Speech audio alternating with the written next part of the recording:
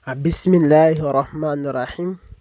الحمد لله علي عظمي ذو الجبروت والجبال الأفخم بنى سماوات بغير سلم رب كل كافر ومسلم عالم الأعلام والمكتم نحمده سبحانه عز وجل ونشكره على جميع نعم التي أنعم علينا ونصلي ونسلم على حبيبنا ومولانا محمد صلى الله عليه وسلم. Tutenda Allah subhanahu wa ta'ala, tumtendeleza Allah tabaraka wa ta'ala omufuzi atendebwa n'amatenda agasinga okuba amalungi era amajjuvu. Tumusaba Allah nga tumwegayirira asse okusaasira ebyengera n'emirembe ku nabbi waffe Muhammadin sallallahu alaihi wasallama. Obutagenda wala nnyo, nyongera okubategeeza nti ku mukutu guno eno tugenda kubeera nga tusharaha ebitabo byonna oba omukararo gwonna ogwa idaadi ne thanawi omukutu kuno eno. So engeri okusoma ennaku zino ekwakyukamu abantu bangi basoma naye nga omusingi si gwe guli ogw'abaatusooka. N'oluusi abamu emirimu bantu basomye, bantu bakulu, obudde obubeera mu kiraasi ng'edda nti abeere mu bitabo alivisinge yeetegereze bitono nnyo. So twagadde tukozese omukutu guno eno ogwa YouTube kuno eno, tujja kuba nga tusharaha ebitabo ebyo mpola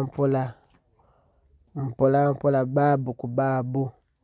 Katugeze nga tukutte fikihu oyo, Zadul Mustaqni, ebitabo ebyo bya Sanawi, ebitabo eby'iddaadi ebyo, tugende nga tukwata mpola tugeze nti baabu zakat, baabu at'ima, baabu ku baabu kuva ku jinaaya.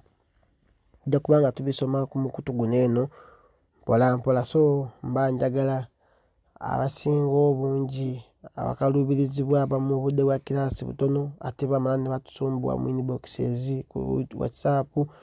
Tujja biteera ku YouTube kuno eno nga topiki gy'oyagala yonna ogenda bugenzi ku YouTube wali eri n'oteekamu n'embeera nga babikunnyonnyola mu lulimi Oluganda obulungi, nga gw'okwata kadhaakirako wali eri n'ogoberera mpola topiki paka lw'ekoma insha Allah tabaraka wa ta'ala.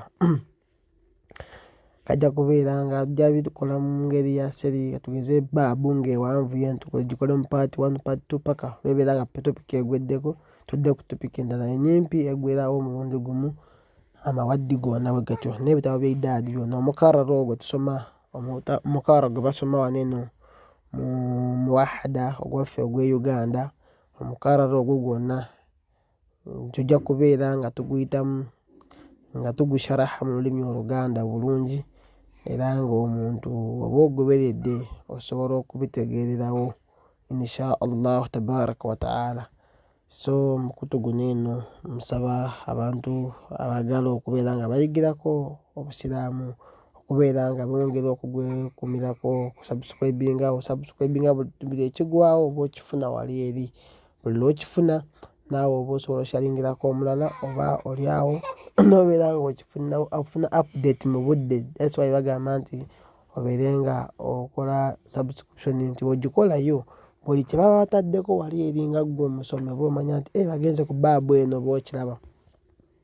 Tukwate amawaddi ago madda ku madda, tukwate madda eno biyinza obutaba mu tartiibu nga ebirina wabula bijja kujjanga baabu ku oluusi tukuteeko ku subject endala, okuteeko awo tafsiri, ogenzeeko awo ku fiqh, ogenzeeko awo ku mutala, adabu, taarikhi, hakadha. Tubeere nga tusoma topiki zijje nga oba oyagala baabu eno ogenda bugenzi wali n'osakinga n'ogenda n'ogiraba n'osoma hakadha. Embeera bwetyo bwegenda okubeera. So mbasaba era mbakubiriza okubeera nga tweyongera okusoma eddiini yaffe n'okusabira bonna abavuddeyo okubeera nga bayambako bannaabwe mu kwanguyirirwa eddiini eno ebanguyire. Tubasabirengako nnyo Allah tabaraka wa ta'ala abeere nga bateeramu obusobozi na buli muntu yenna akola daawa ng'agikola okusiimisa owekitiibwa Allah tabaraka wa taala. Tusaba Allah abeere nga ayongera okumutukuumira era amuwe obusobozi obubeera nga bukola omulimu ogwo okutuusa lwagenda okusisinkana Allah tabaraka wa taala.